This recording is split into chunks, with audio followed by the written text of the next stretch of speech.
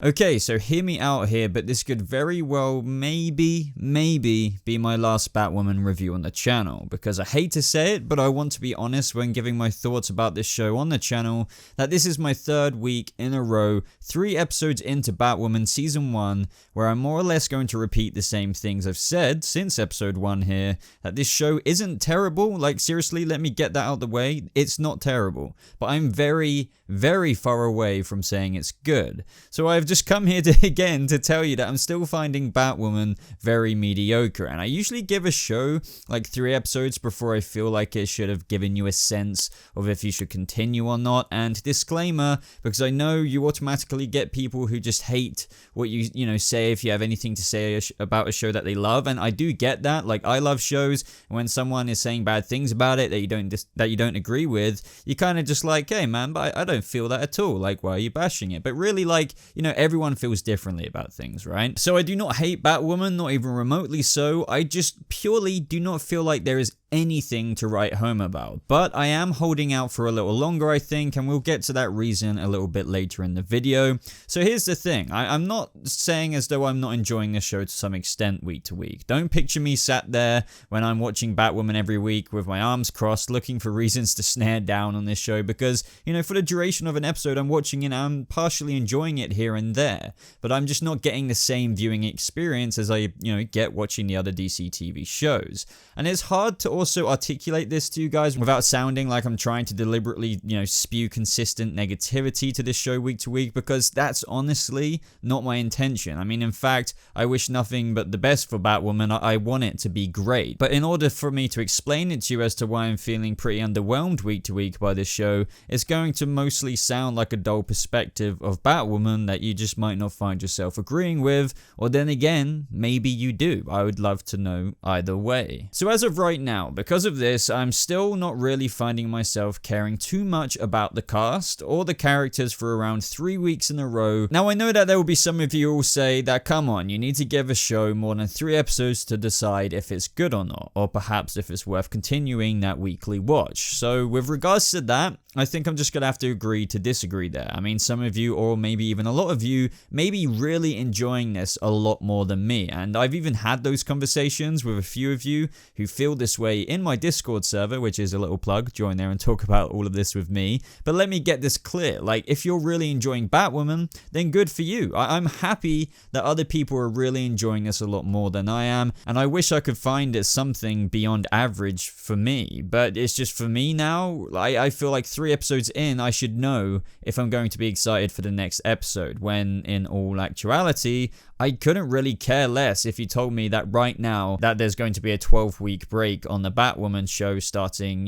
this week until we get episode 4. Now, if you said that about Flash or Arrow or something else, I would be like, wait, what? We have to wait like 3 months until the next step? That would suck. But for Batwoman, and this isn't me trying to be really harsh, it's just me giving you an example of, like, this is how much I care about the show, or how much the show has kind of made me feel attached to it. And I feel like that is a great shame, because that's just how little this show has provided me with any sentimentality for it, or its characters, or just plot, which, 3 episodes by now is enough to make, anyone have had the opportunity to care enough about something within it. As I said, by now, with other CW Arrowverse shows such as Arrow the Flash, a few episodes in from their pilots, I would have been fairly locked into or enjoyed the overall premise by now, or maybe even really liked an actor or a character such as Katie Cassidy's Laurel or Tommy Merlin in Arrow, or just, maybe even wanting to see more episodes each week with the way the previous episode left off. I would especially be engaged with the main character by now as well. But with Batwoman, even with this overarching plot being about Alice, her sister, who is, a good addition to Batwoman, I'll stand by that. I think Rachel Skarsten does a very good job in her role as Alice. I'm still not really interested or invested to see where that goes. Granted, though, I do want to say this, that the story with Batwoman could still, of course, pull a very cool twist that just hasn't fully happened yet, or should I say fully unraveled to the point where it could be a really cool fleshed out storyline reveal, and perhaps this has something to do related to the Catherine Hamilton Kane secrets that just makes this slow burning story a lot more worth it. Perhaps 7 episodes in, I mean, all of this could still happen. I mean, we're just on episode 3. And also, I still stand by what I said, and that Kate Kane's Batwoman in Elseworlds gave me a really good first impression. But at the moment, even though I said last week that Ruby Rose's performance as Kate Kane is growing on me, I still feel that she lacks this presence as a main character, which, you know, they should have on the show. And as someone pointed out to me in my Discord server, and I completely agree with it, is that she isn't really charismatic when she's Kate Kane compared to that of when a suit is on. But, you know, sometimes the suit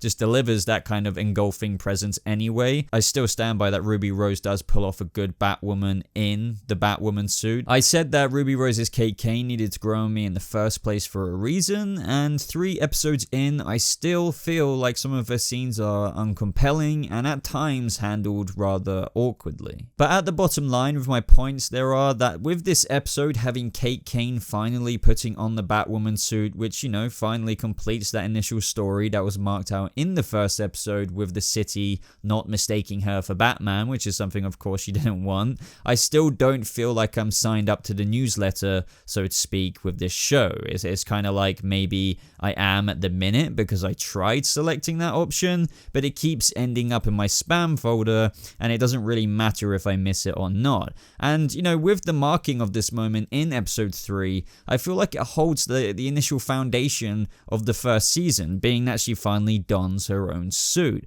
I feel more or less that this show wants you to be signed up by now, and arguably it should have, as this is where Kate Kane finds her own identity and presents herself to Gotham. You know, this is something we've been watching for the past 3 weeks now, leading up to this moment. Batwoman the show should give or take have its audience affirmed in their seating as a fan, or not, of the show by now. But I'm just sat here with my hands up in the air, you know, side to side, asking, am I the only one who is honestly going into this wanting to be a fan, but as a result is still questioning that do I really feel that invested right now?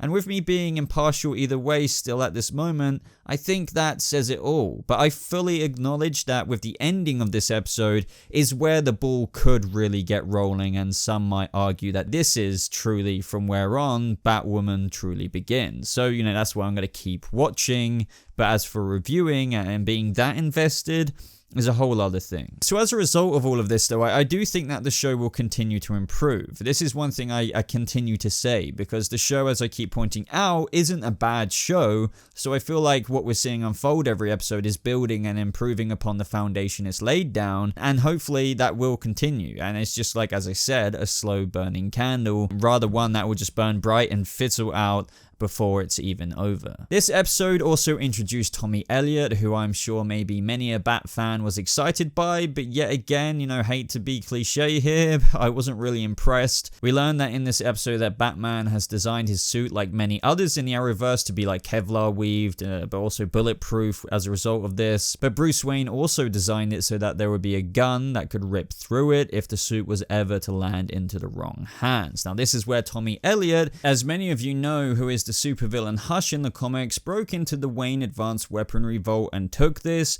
because it was made very clear throughout the episode that he knew who Bruce Wayne was and was convinced that he had returned to Gotham due to the recent sightings of the Batman we all knew to be really just Kate Kane.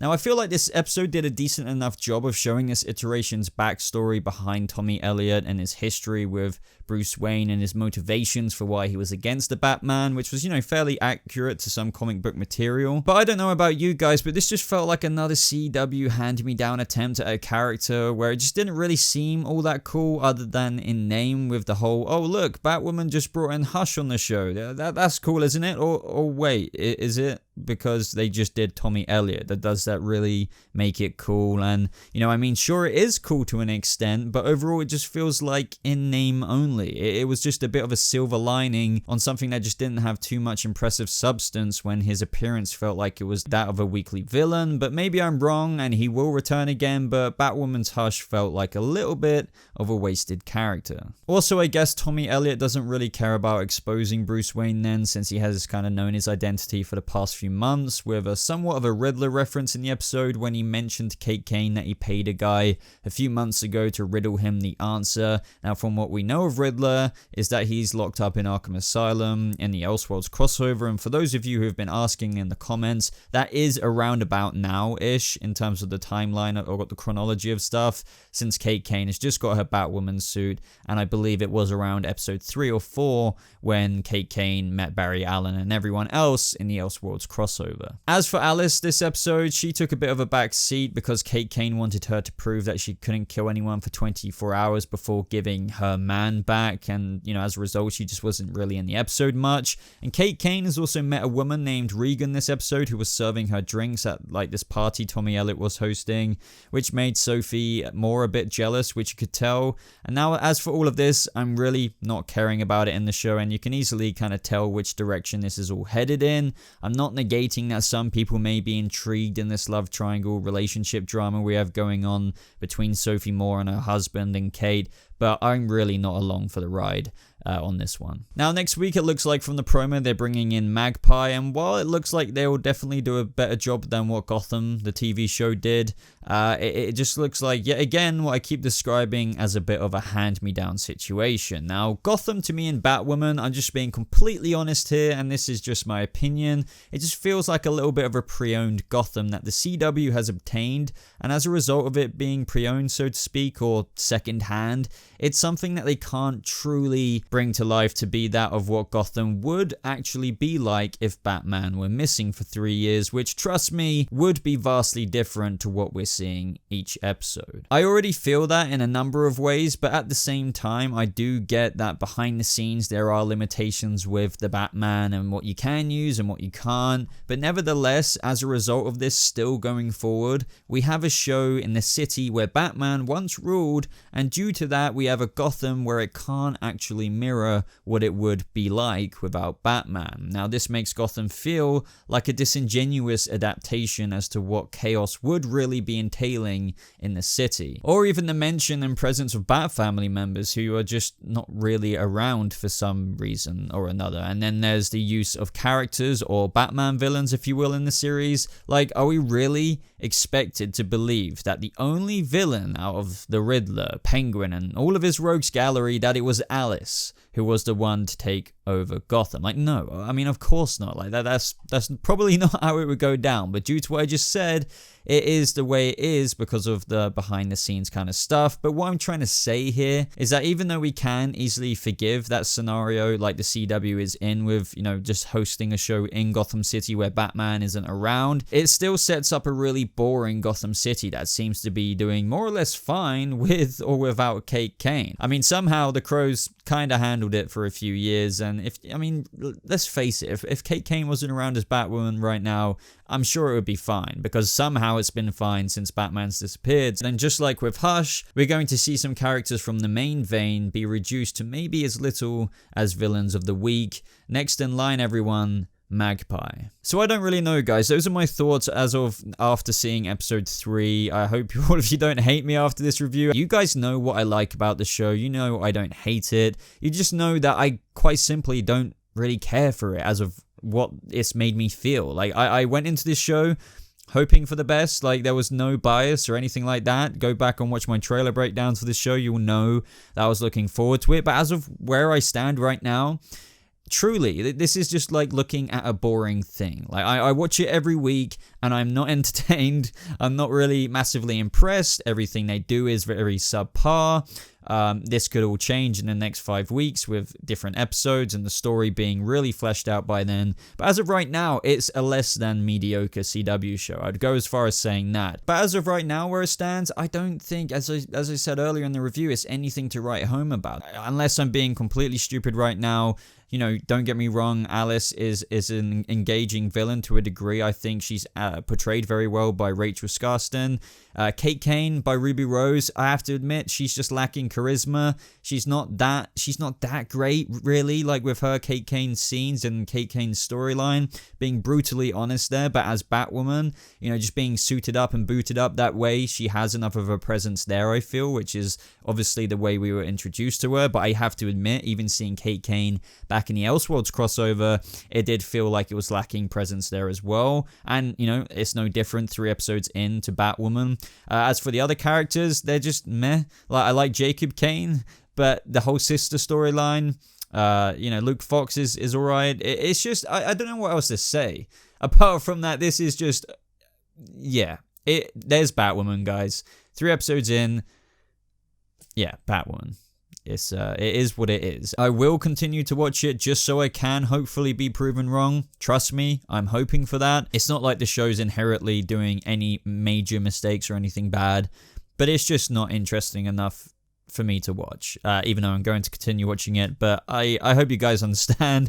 I hope you guys like this video anyway. I know a lot of you are probably going to feel a little bit disappointed, which is like, oh, Boba, like, I don't get how you can feel that way, but it is just what it is. Like, this is why I don't review other shows, which I'm not mega keen of. I only want to review shows that I really like. But you know what? I would love to know how you guys are feeling. 3 weeks in, do you remotely feel how I feel, or are you just kind of feeling like, I don't know what you're on about, Boba, because the show I'm watching, it's like we're watching 2 different shows. I'm really liking it. I felt like what they did this episode with Tommy Elliot was amazing. But then some of you I know from the comments are feeling exactly as I do. Some of you are like, you know what, fair enough, fair review, because it's not amazing, it's not terribly bad, but it's just so meh. And that is exactly what I'm sticking to 3 weeks in. Other than that, everyone, if you want to carry on this discussion outside YouTube, I do have a Discord server, which I will leave in a top pinned comment down below. You can check out my past couple of videos here, just in case you missed out on them. But thank you so much for watching, guys. I mean, I hope you enjoyed it anyway, but I understand if some of you are a bit like, hey, this Batwoman review was a bit meh. But I'll see you guys in the next video. Goodbye.